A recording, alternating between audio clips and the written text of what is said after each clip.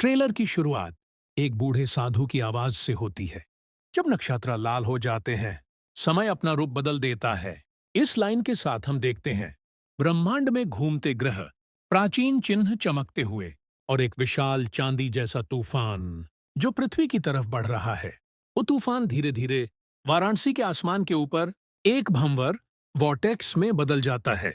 शहर में पूजा, घंटियां, आरती चल रही है, लेकिन हवा में एक डर छिपा है, जैसे कुछ बहुत पुराना फिर से सांस ले रहा हो। महेश बाबू का किरदार आर्यवीर हेलीकॉप्टर से उतरते हुए दिखता है। एंट्री बेहद दमदार। वो है पूर्व इंटेलिजेंस मिलिट्री ऑफिसर, बहादुर लेकिन नियम नहीं मानता, तेज दिमाग वाला, दिल का टूटा हुआ और अपने अतीत का बोझ उठाए हुए। सरकार ने उसे वाराणसी इसलिए बुलाया है क्योंकि काशी कॉरिडोर के नीचे कोई कॉस्मिक एनर्जी एक्टिवेट हो रही है। आर्यवीर चिढ़कर कहता है, मेन सोल्जर हूं, पैंडित नहीं, गलत जगह बुला लिया है। लेकिन उनका जवाब उसे हिला देता है। जो सिंबल्स हमने देखे हैं, तुम उन्हें पहले देख चुके हो। आर्यवीर का चेहरा बदल जाता है क्योंकि ठीक वही सिंबल्स उसे हर रात सपने में दिखते हैं। प्रियंका चोपड़ा का किरदार डॉ नयना वर्मा एंट्री लेती हैं, आत्मविश्वासी, समझदार और बेहद मजबूत व्यक्तित्व के साथ।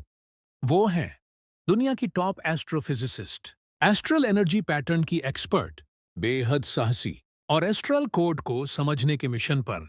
वो आर्यवीर से कहती हैं, तुम यहां इंसानों से लड़ने नहीं आए हो, तुम समय से लड़ने आए हो।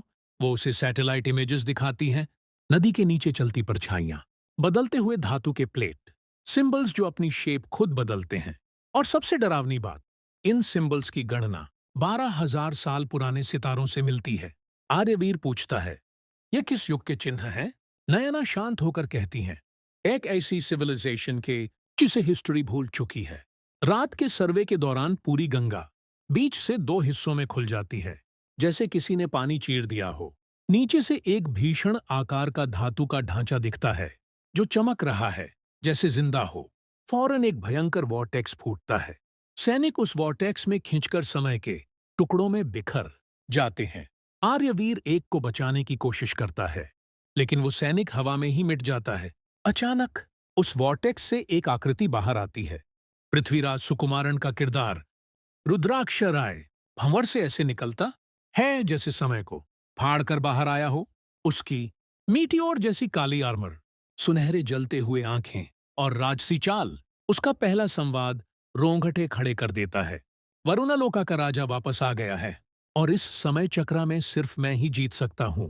मॉन्टेज में उसकी सभ्यता दिखती है, आसमान छूते मंदिर, तैरते ऊर्जा स्तंभ, तारे के कोड से चलने वाली टेक्नोलॉजी और एक युद्ध जिसने वरुणालोका को मिटा दिया, लेकिन वो बच गया। वो खुद को एस्ट्रल स्टेसिस में जमा कर इंतजार करता रहा, जब तक सितारे उसी लाइन में वापस नहीं आ गए। अब वक्त पूरा हो चुका है। रुद्राक्ष राय के आने के साथ ही आर्यवीर दर्द में गिर पड़ता है। टूटे फूटे विजुअल्स उसकी आंखों के सामने चमकते हैं। वो देखता है अपनी पिछली जन्म जैसी जिंदगी, जहां वो एक गार्डियन आर्मर पहनकर लड़ रहा है और रुद्राक्ष राय से कह रहा है, जब तक मैं वापस ना आऊं, तुम धरती को छू नहीं सकते। नैना उसकी डीएनए रिपोर्ट देखकर सच्चाई बताती है। आर्यवीर एक गार्ड की रीबर्थ है। उसके जीन में पुरानी यादें भरी हुई हैं। वो पैदा ही इसी दिन के लिए हुआ था। ट्रेलर यहां से पूरी तरह राजामौली स्टाइल में एक्सप्लोड हो जाता है।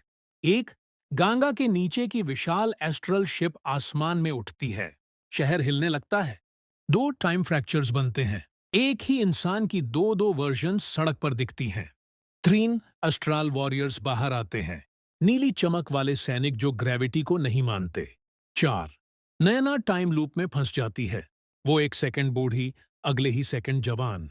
वो चिल्लाती है, आर्या, अगर तुम हारे तो सब कुछ, हर टाइमलाइन खत्म हो जाएगी। अब 5 आर्यवीर का जागरण। उसकी बॉडी पर पुराना गार्डियन आर्मर एक्टिवेट होता है। वो धीमे से कहता है, इस बार मैं लौट आया हूं।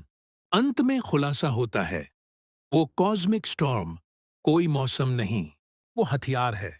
एक ऐसा हथियार जो सभ्यताओं की परीक्षा लेता है और जरूरत पड़े तो मिटा देता है। रुद्राक्ष राय इसे कंट्रोल कर अर्थ को वरुणालोका जैसा बनाना चाहता है।